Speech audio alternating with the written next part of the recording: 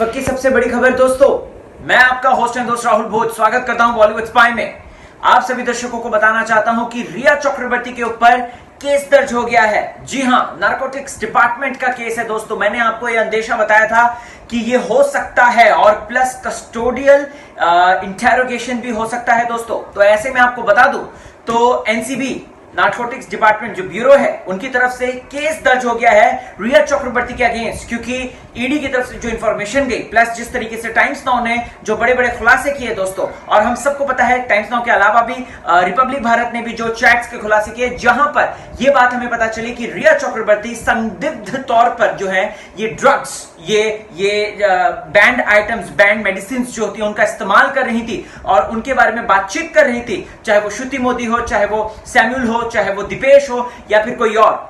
ऐसे में आपको बताना चाहता हूं दोस्तों, तो बॉलीवुड के बड़े से बड़े दिग्गज का नाम भी इसमें है, इस लिस्ट में है, और ये लिस्ट इस वक्त जो है सीबीआई के पास है और नारकोटिक्स के पास, तो डेफिनेटली वो ट्रांसफर हो जाएगी और एक बड़ा खुलासा होगा दोस्तों कुछ दिनों बाद। आप देखिएगा, अभी ये बात मैं बोल रहा हूं और आप याद रखिएगा मेरी बात को। बताना चाहता हूं कि रिया चक्रवर्ती कि जो है ब्लड सैंपल को टेस्ट किया जाएगा, और इस बारे में कल ही सतीश मान शिंदे ने यह बात बोली थी कि रिया ड्रग्स नहीं करती, रिया को कोई प्रॉब्लम नहीं है कि वो अपना ब्लड सैंपल जो है टेस्ट ना कराए, वो बिल्कुल कराएगी। और आज ही बात हुई कि रिया का ब्लड सैंपल टेस्ट होगा दोस्तों, साथ ही साथ रिया की वॉइस टेस्टिंग होगी, साथ ही साथ उसकी हैंडराइटिंग टेस्टिंग होगी। हैंडराइटिंग इसलिए क्योंकि कुछ फर्जी दस्तावेज आए थे कि I am thankful, I am grateful, I am this, I am that, Sushant Singh Rajput के, तो उस चक्कर में दोस्तों हो सकता है एंड मे बी फर्जी चेक वैक में साइन कर दिए उसने सुशांत के, ये भी हो सकता है, हमें नहीं पता। लेकिन यस, ये बातें सामने आई हैं कि वॉइस टेस्टिंग होगी,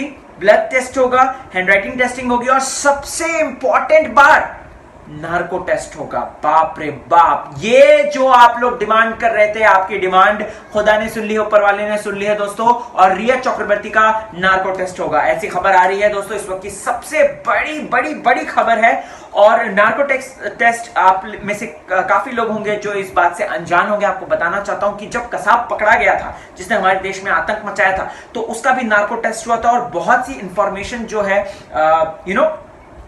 एंटी टेररिज्म स्क्वाड को पता चली थी। और यहां पर भी रिया का नार्को टेस्ट होगा, जहां पर उसको है ना कुछ मेडिसिन, जो मैंने बोला था ना कि ऐसी ड्रग डाल देंगे आपको, कोई ऐसी मेडिसिन डाल देंगे कि आप सच बोल दोगे।